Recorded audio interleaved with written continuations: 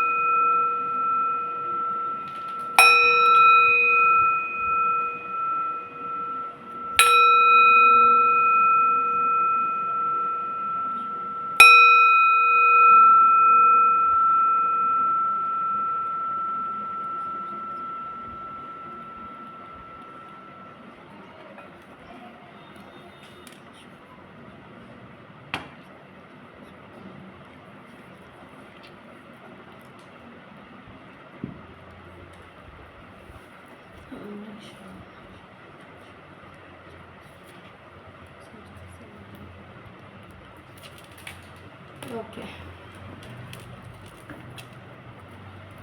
మీ గురించి అసలు మీ సిచ్యువేషన్స్, మీ లైఫ్లో ఎలాంటి ప్రాబ్లమ్స్ నడుస్తున్నాయి దాని గురించి చూద్దాం. మీ పర్సన్దే దాన్నే చూస్తున్నాను. మీ గురించి మీరు తలుచుకోండి.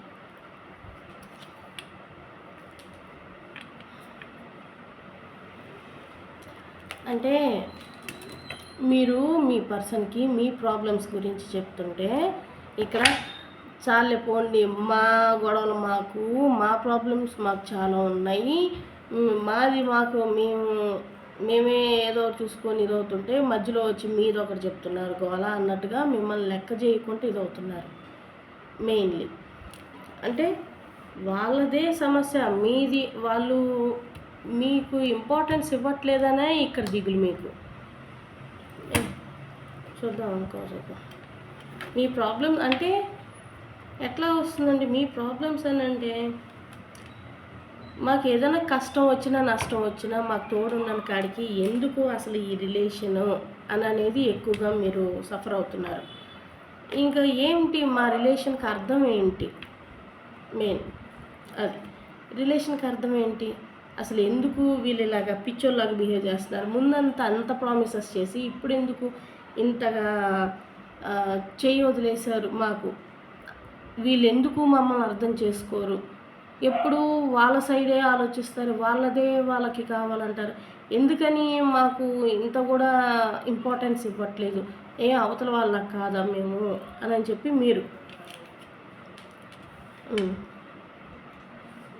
జలస్ ఎక్కువగా ఫీల్ అవుతున్నారు. అంటే అప్పుడప్పుడు మీరు కూడా జలస్ ఫీల్ అవుతున్నారు. ఏ విషయంలో?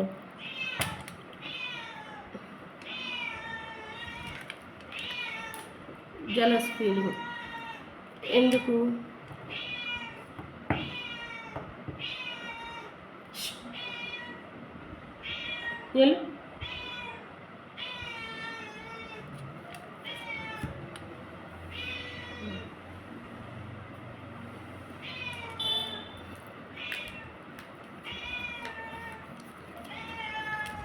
జెలసీ ఫీలింగ్ ఎందుకు అంటే అవతలకి ఇచ్చినంత ఇంపార్టెన్స్ కూడా మాకు ఇవ్వాలి కదా అనే బాధ, అంతే. ఎక్కువ కాకపోయినా కనీసం కొంతన్నా మేము చూపించిన దాంట్లో వాళ్ళు మా పైన ప్రేమ చూపిస్తే బాగుండు కదా అని చెప్పి మీ బాధ. ఇందులో నుంచి భగవంతుడు మాత్రం మిమ్మల్ని ఎప్పటికప్పుడు ప్రొటెక్ట్ చేస్తూనే ఉన్నారు. ఈ సిచ్యువేషన్స్ నుంచి మిమ్మల్ని ఎప్పటికప్పుడు ప్రొటెక్ట్ చేస్తూనే ఉన్నారు. కానీ ఎక్కువ మీ కంటికి కనిపించకే మీరు బాధపడుతున్నారు, అంతే. బ్యాడ్ చాయిస్ అంటే వాళ్ళు మీ లైఫ్కి చెడు అని తెలిసే మీకు దూరం పెడుతున్నాడు దేవుడు. కొన్ని రోజులు వాళ్ళకి బుద్ధి చెప్పాలి, బుద్ధి రావాలి, అప్పుడు మీ దగ్గరికి రానిస్తారు. ఎందుకని లేదు అంటే మిమ్మల్ని ఇలాగే హింస పెడుతూనే ఉంటారు వాళ్ళు. హింస పెడుతూనే ఉంటే మీ వాల్యూ తెలియట్లేదు కదా వాళ్ళకి. సీక్రెట్గా మీ పర్సన్ వాళ్ళు ఎన్ని తప్పులు చేసినా మిమ్మల్ని మాత్రం సీక్రెట్గా వాచ్ చేస్తున్నారు. మిమ్మల్ని ఒక్క కంట కనిపెట్టుకొనే ఉన్నారు. మీ పర్సన్ అంటే చెప్పాను, థర్డ్ పార్టీ ఇవన్నీ కూడా వస్తుంది. మిమ్మల్ని ఎక్కువగా స్పై చేస్తున్నారు. అంటే మీ మూమెంట్స్ తెలుసుకొని మీకు ఎదురు దెబ్బ తీయాలి అని చెప్పి కొంతమంది ఆలోచిస్తున్నారు ఇక్కడ. Unhealthy attachments. ఓకే, మీ పర్సన్ వేరే వేరే రిలేషన్స్ పెట్టుకొని మిమ్మల్ని మాట్లాడటం, వాళ్ళు చేసే తప్పులు మిమ్మల్ని మీ పైన రుద్దటం, దానివల్ల మీరు ఎక్కువగా హర్ట్ అవటం. మీకు తెలుసు వాళ్ళు చేసే తప్పులు మీ పైన వాళ్ళు అట్లాగా మాట వేసి మిమ్మల్ని తిడుతున్నారు అని, కానీ దానికోసం అనవసరమైన దాని గురించి ఆలోచించుకొని మీరు ఎందుకు బాధపడటం అని నేను. వాళ్ళు ఎప్పుడు వాళ్ళ బుద్ధి అంత అన్నప్పుడు ఎందుకు మైండ్కి తీసుకోవాలి మీరు?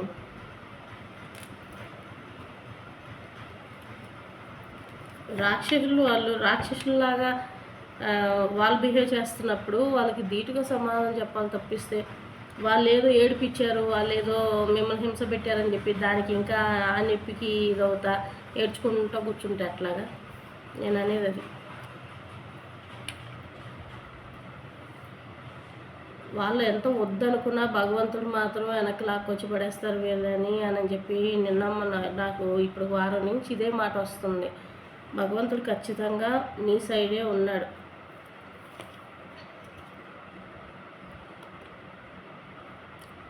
అంటే గర్వం ఎక్కువగా కనిపిస్తుంది ఇక్కడ మీ పర్సన్లో. అహంభావం ఎక్కువగా, నన్ను తలదన్నేవాడు ఎవరు లేరు అన్నట్టుగా మేల్ ఫీమేల్ అందరూ చెప్తున్నా. ఆ గర్వమే వీళ్ళని దించేస్తుంది. ఎక్కువగా ఓవర్ కాన్ఫిడెన్స్ వాళ్ళపైన వీళ్ళకి.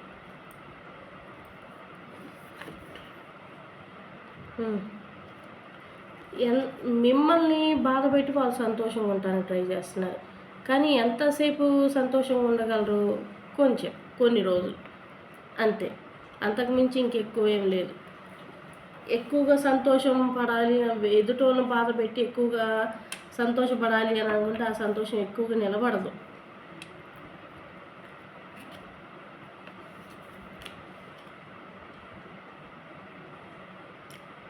నెగిటివ్ ఎనర్జీస్ ఎక్కువగా ఉన్నాయి. దానికి ఏదో ఒకటి రెమెడీస్ అట్లా చేసుకొని నెగిటివ్ ఎనర్జీస్ వల్ల కూడా చాలా వాటికి మీ లైఫ్లో మీరు అన్నీ కోల్పోతున్నారు. స్టక్ పొజిషన్ కనిపిస్తుంది. అంటే లైఫ్లో గ్రోత్ అనేది లేదు. మెయిన్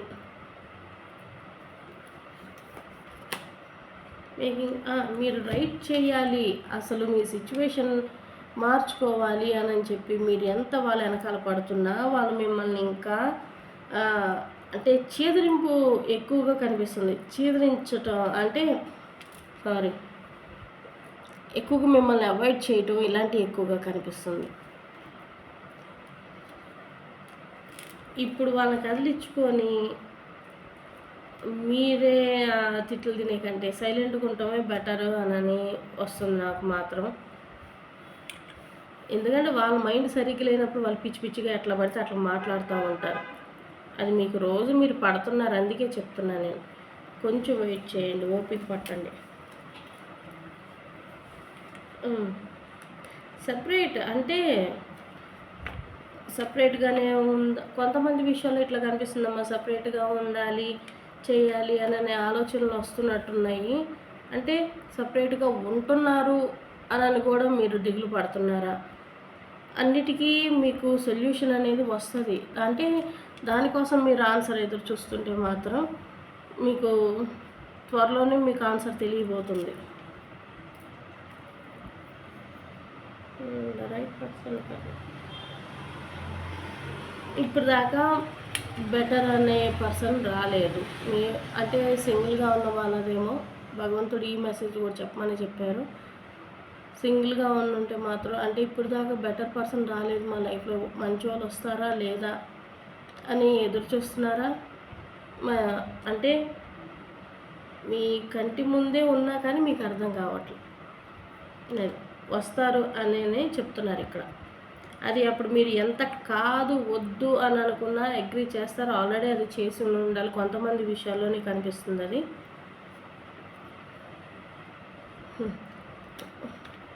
క్షమాపణ కోరాలి అని చెప్పి చాలామంది అనుకుంటున్నారు. మీ పర్సన్ మీకు క్షమాపణ కోరే లోపలికి మీకు ఉన్న ఓపిక నశించిపోయిద్ది. అది అట్లా కనిపిస్తుంది సిచ్యువేషన్.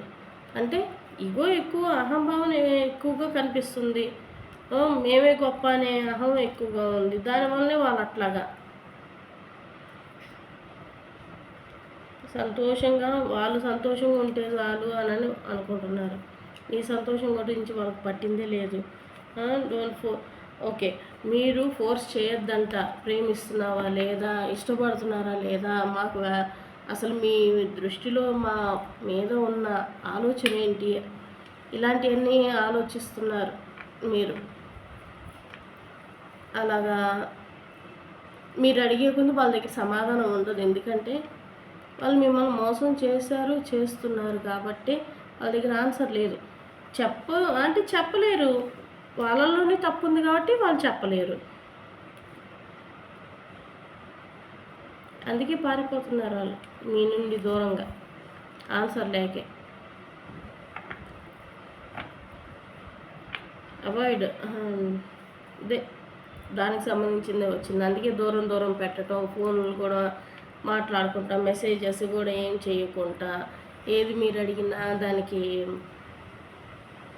సమాధానం చెప్పలేక కోపపడటం మీ మీద, ఇలాంటివి కనిపిస్తుంది. ఆన్సర్ ఉంటే కోపపడరు, దానికి తగ్గట్టుగా మీకు రీజన్ అనేది చెప్తారు.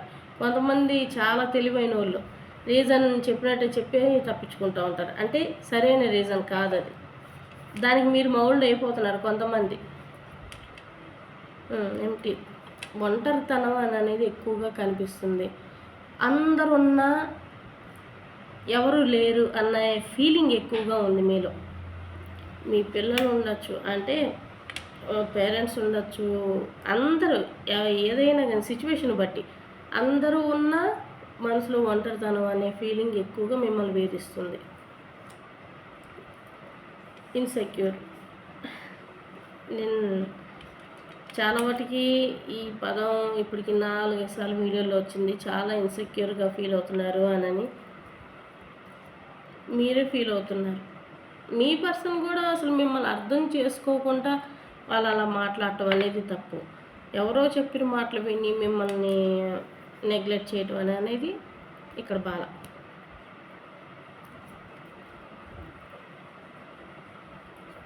నిజమేంటో తెలుసుకోవాలి నేను అని చాలా ఫైట్ చేస్తున్నారు మీరు. నిజమేంటో తెలుసుకోవాలి అని. ట్రూత్ మీరు అనుకున్న టైంలో మీకు తెలియాలి అని అనుకుంటే కాదు, అది ఎప్పుడు తెలియాలో అప్పుడే తెలియజేస్తాడు భగవంతుడు. అసలు మీరు తెలుసుకోకుండా, మీకు అనుకోకుండానే కొన్ని నిజాలు బయట పెట్టాడు దేవుడు. దాని నుంచి మీరు బాధపడుతున్నారు తప్పిస్తే దానికి సొల్యూషన్ ఎత్తుక్కోలేకపోతున్నారు. మెయిన్లీ ఆ బాధ వలన వాళ్ళని మీరు అడగటము, దానికి తగ్గట్టుగా సొల్యూషన్ మీరు ఎత్తుక్కోవాలి. ఆలోచించండి, మెడిటేషన్ చేయండి, మీకే కరెక్ట్ ఆన్సర్ అనేది వస్తుంది. ఎలాగ మీరు ప్రొసీడ్ అవ్వాలనేది మీ మనసే మీకు చెప్తుంది. తొందరపాటు అంటే కోపంలో తొందరపాటు నిర్ణయాలు తీసుకొని మళ్ళీ లైఫ్లో బాధపడటం అనేది వద్దు. ఫ్యామిలీ ఇష్యూస్ ఎక్కువగా కనిపిస్తుంది. కొంతమంది విషయాలు ఏంటంటే ఫ్యామిలీ ఇష్యూస్ ఇలాంటివి ఉండటం వలన మీకు దూరం అనేది కనిపిస్తుంది. అది అందరికీ వర్తిస్తుంది అంటే కొంతమంది విషయాల్లో హీల్ అవుతారంటే ఖచ్చితంగా హీలింగ్ అనేది ఉంది. ఆపర్చునిటీ మీ చుట్టూ ఉన్నా, మీ చుట్టుపక్కలే ఉన్నా మీకు అది అర్థం కావట్లేదు. ఏం ఆపర్చునిటీ అని అనుకుంటే, అంటే దేవుడు మీకు ఆన్సర్ అనేది చూపిస్తున్నారు. అవతల వాళ్ళని ఎంతవరకు నమ్మాలి, ఎంతవరకు నమ్మకూడదు, అసలు నమ్మచ్చా లేదా అనేది మీకు దేవుడు చూపిస్తున్నాడు. కానీ మీరు చూపించే ప్రేమ వలన, మీరు చూపిస్తున్న వాళ్ళపైన మీరు పెంచుకున్న ప్రేమ వలన what is right, what is wrong అని అనేది మీకు అర్థం కావట్లేదు. ఏది రైట్, ఏది రాంగ్ అని అనేది. మీరు చాలా లాయల్టీగా ఉన్నారు అంటే మీరు ఎంత నిజాయితీగా ఉన్నారో మీ పర్సన్ కూడా మీతో అంతే నిజాయితీగా ఉండాలని మీరు కోరుకుంటున్నారు. కానీ వాళ్ళకి ఆ భావన లేదే, వాళ్ళకి ఆ భావన లేదు. మీరు ఎంత కోరుకున్నా వాళ్ళ దగ్గర నుంచి వాళ్ళు అలాగే ఉండాలి మాతోటి అని మీరు కోరే ముందు వాళ్ళు ఇంకా మూర్ఖంగా తయారవుతారు. అంటే మీరే వాళ్ళ వెనకాల పడుతూ ఉండాలంట, ఎప్పుడు మీరే సారీలు చెప్పుకుంటా ఏదో ఒప్పుకుంటా ఉండాలంట. వాళ్ళు తప్పు చేసినా మీరే చెప్పాలి సార్. ఇంకా మీరు తప్పు చేస్తే ఇంకా అబ్బో అసలు ఇంకా తట్టుకోలేనంత హింస, టార్చర్ ఎక్కువగా కనిపిస్తుంది. ఎంత ఏదైనా మీ రిలేషన్లో నిజాయితీ ఉంది అంటే మీరు చూపించే ప్రేమలో నిజాయితీ ఉంది కాబట్టి వాళ్ళకి భగవంతుడు మీ విలువ తెలియజేస్తాడు. మీ అవసరం ఏంటో మీ పర్సన్ ఖచ్చితంగా తెలియజేస్తారు. మీరు చాలా మీ పర్సన్కి తోడుండి వాళ్ళకి అన్ని కష్టాల్లో మీరు తోడున్నారు. ఈ రోజున వాళ్ళు మీకు అంటే మీరు ఎంత వాళ్ళకి కష్టంలో ఉన్నప్పుడు సహాయం చేసినా ఈ రోజున వాళ్ళు మిమ్మల్ని పట్టించుకోకుండా అన్నట్టుగా కనిపిస్తుంది. మీరు చేసిన సహాయానికి ఇక్కడ వాల్యూ లేకుండా పోయింది. తిన్న ప్లేట్లో మట్టేసుకుంటాం అనమాట. వాళ్ళు మీ దగ్గరే సహాయం తీసుకొని మిమ్మల్నే కాదనుకొని పోయారు ఈ రోజున.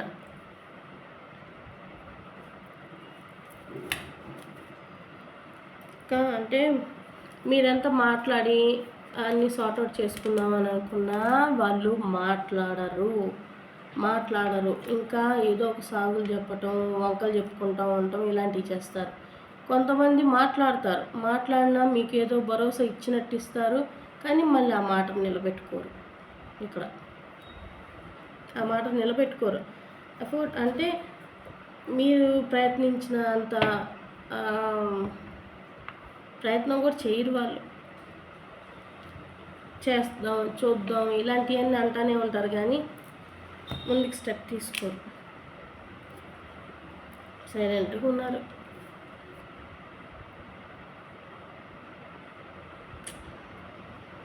మీరు బాగా ప్రేమ చూపించారు, మాకు అదే ప్రేమ కావాల్సిందే అని చెప్పి మీరు ఖచ్చితంగా కూర్చుంటున్నారు. అందుకే మీకు ఎక్కువగా బాధ అనేది అనిపిస్తుంది. వాళ్ళు అసలు మీ పర్సన్స్ మీ లైఫ్లో పెద్ద టాక్సిక్ వాళ్ళు. నిజంగానే చెప్పాలంటే మీ జీవితానికి టాక్సిక్ అని ఎందుకన్నాను, మీరు వాళ్ళని ఎంత సంతోషంగా చూసుకున్నారు, ఎంత ప్రేమగా చూసుకున్నారు, కానీ వాళ్ళు మిమ్మల్ని అంత ప్రేమగా చూడట్లేదు కదా, అందుకు టాక్సిక్ అన్న.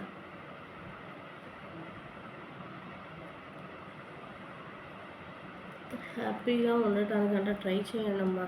మీరు భగవంతుడు చెప్తున్నాడు, మూవ్ ఆన్ అయిపోయారు అని అనుకుంటున్నారు. మూవ్ ఆన్ అయిపోయినా మీ ఆలోచనలు వాళ్ళని వేధిస్తూనే ఉంటాయి, వెంట పడుతూనే ఉంటాయి మీ ఆలోచనలు. దానివల్ల మనశ్శాంతి అనేది ఉండదు వాళ్ళకి. వాళ్ళు చేసిన తప్పు వాళ్ళకి తెలుసు, కానీ నన్నేం చేయవు ఇవి అన్నట్టుగా ఉంటున్నారు. అంతే, కరెక్ట్ మెసేజ్ కూడా వచ్చింది. నన్నేం చేయవు అని అనుకున్నా దేవుడు అనేవాడు ఉన్నాడు కదా, అది మనం ఎందుకు మాట్లాడుకుంటాం. ఓకేనా, ఏంజల్ గైడెన్స్ కూడా చూద్దాం ఈరోజు.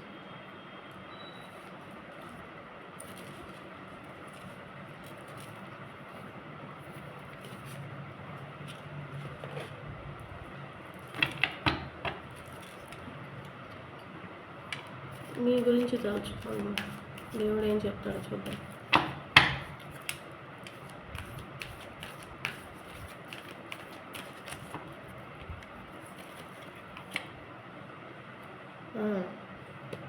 మీకు సహాయం చేసే వాళ్ళన్నా మీ దగ్గరికి వస్తారు, లేదా మీరే కొంతమందికి సహాయం చేయాలి అని చెప్పి దేవుడు చెప్తున్నాడు ఇక్కడ.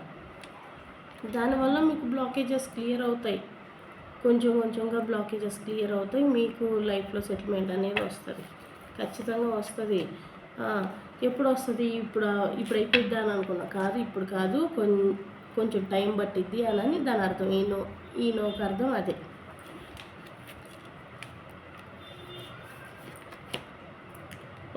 ఒకటికి 10 సార్లు అంట ఆలోచించండి, ఏ పని చేసే ముందైనా కానీ, లేదంటే దెబ్బతింటారు.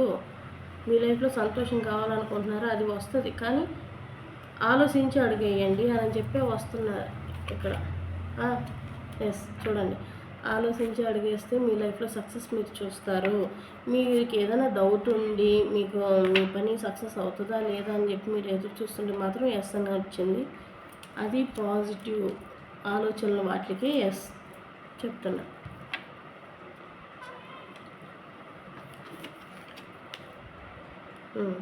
నాట్ ద రైట్ టైం అని అంటే ఇంకా కొంచెం టైం ఉంది, ఈరోజు అవుతుందా, రేపు అవుతుందా, ఎల్లుండి అవుతుందా అని అనుకుంటున్నట్టున్నారు. ఇది కాదు, కొంచెం టైం ఉంది, వెయిట్ చేయండి అని వస్తుంది ఇక్కడ.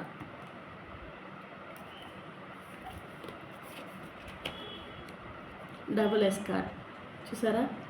మీ లైఫ్లో జరిగేది మంచి, అది దానికోసం మీరు ఎక్కువగా పార్కులు ఆడాల్సిన అవసరం లేదు. భగవంతుడికి చెప్పి వదిలేసేయండి. మీ లైఫ్లో ఏ సంతోషం కావాలో ఆ సంతోషం చూస్తారు మీరు. ఓకేనా? ఈ వీడియో మీకు రెజనేట్ అయ్యింది అని అంటే సబ్స్క్రైబ్ చేసి, లైక్ చేసి, షేర్ చేయండి. మా కమెంట్స్ ఖచ్చితంగా పెట్టండి. జయ దుర్గా భవాని హై పాయింట్స్ ఇవ్వండి.